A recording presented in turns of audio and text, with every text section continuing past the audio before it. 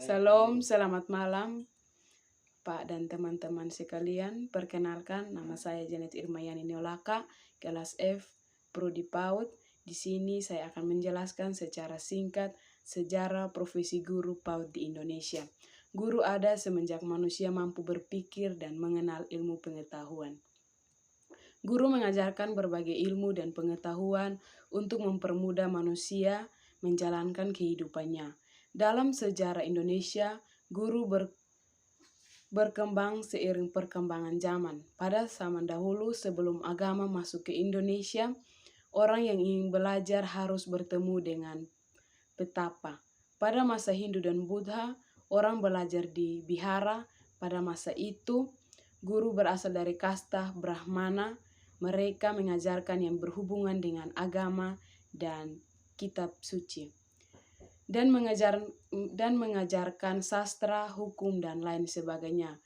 Guru mendapatkan posisi terhormat dari masyarakat pada waktu itu hingga saat ini. Setelah agama Islam tersebar, orang belajar di pesantren untuk belajar Al-Quran dan melakukan sholat yang benar.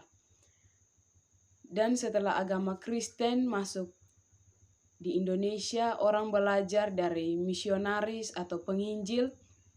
Menurut agama Kristen, dalam Perjanjian Lama Allah merupakan pengajar agung. Allah menetapkan bapak-bapak leluhur, para nabi, para ahli Taurat, dan para hakim untuk membimbing umatnya ketaatan dan pengenalan akan Allah.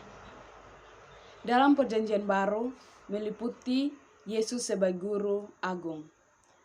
Sejarah kependidikan masa Belanda, awal organisasi guru-guru pada zaman Belanda berdiri pada tahun 1912 dengan awal organisasi guru Hindia Belanda atau disebut PGIIB.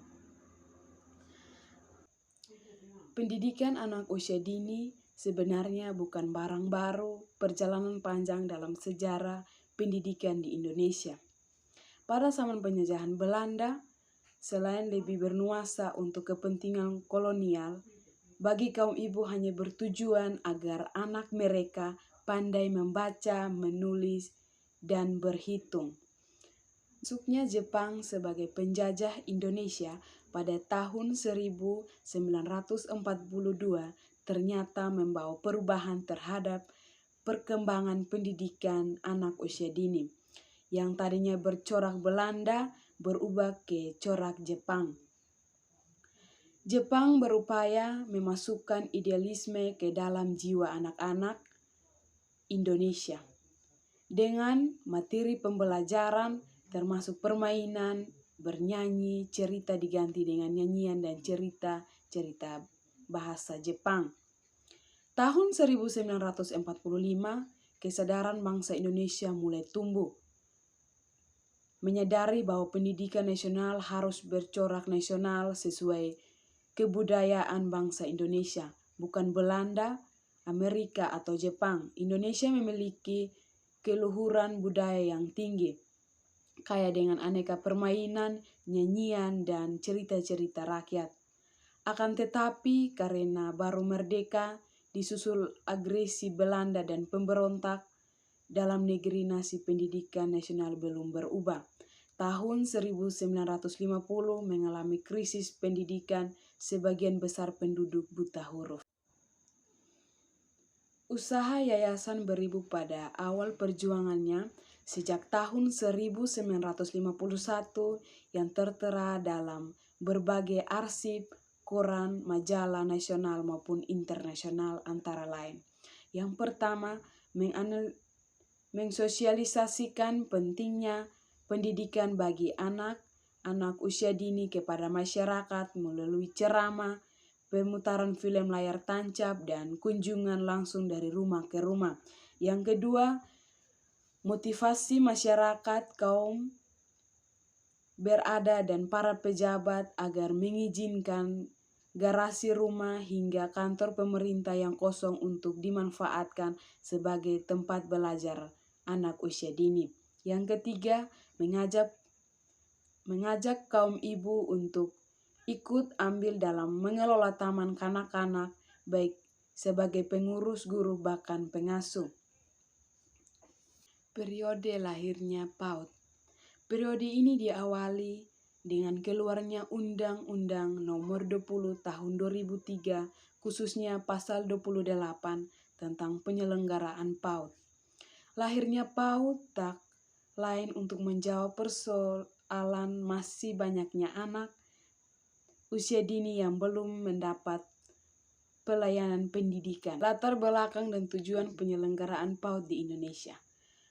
Peluncuran program PAUD secara nasional pada pertengahan tahun 2003 dilatar belakangi pada beberapa kenyataan, yaitu pertama, masih banyaknya anak usia dini di seluruh wilayah Indonesia yang belum menikmati pendidikan di taman kanak-kanak atau lembaga sejenis.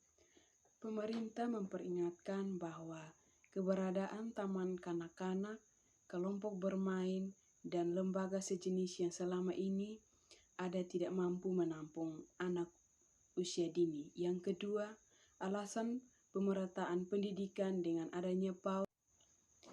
Ketiga, sebagai salah satu bentuk respon pemerintah terhadap laporan beberapa badan dunia tentang rendahnya kualitas pendidikan anak-anak Indonesia.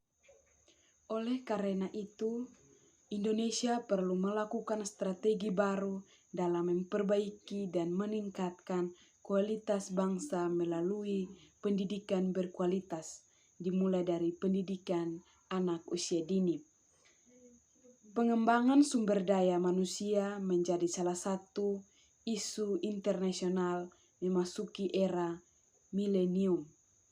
Sumber daya manusia menjadi salah satu isu internasional memasuki era milenium.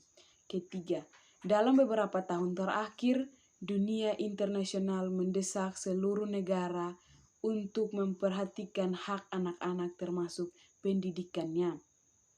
Selain karena kondisi itu dipicu oleh banyak kasus eksploitasi terhadap anak, kemiskinan, hingga kematian. Alasan lain adalah karena anak sebagai generasi penerus yang suatu saat akan menggantikan posisi generasi tua. Pada The Millennium Development Goal yang diluncurkan September 2000, misalnya 189 kepala negara menyepakati target tahun 2015 adalah memperlakukan pendidikan dasar secara universal, mengurangi tingkat kematian anak, dan meningkatkan kesehatan ibu.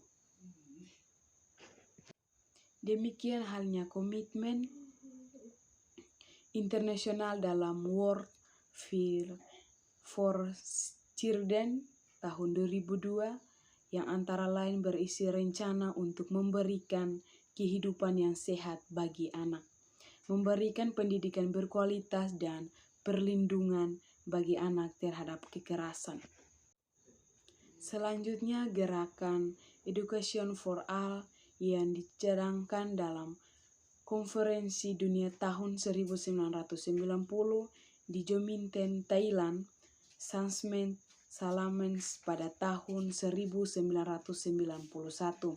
Deklarasi dalam Forum Pendidikan Dunia tahun 2000 juga menjadi kerangka kerja untuk merespon kebutuhan dasar, menekankan bahwa pendidikan harus menyentuh semua lapisan masyarakat.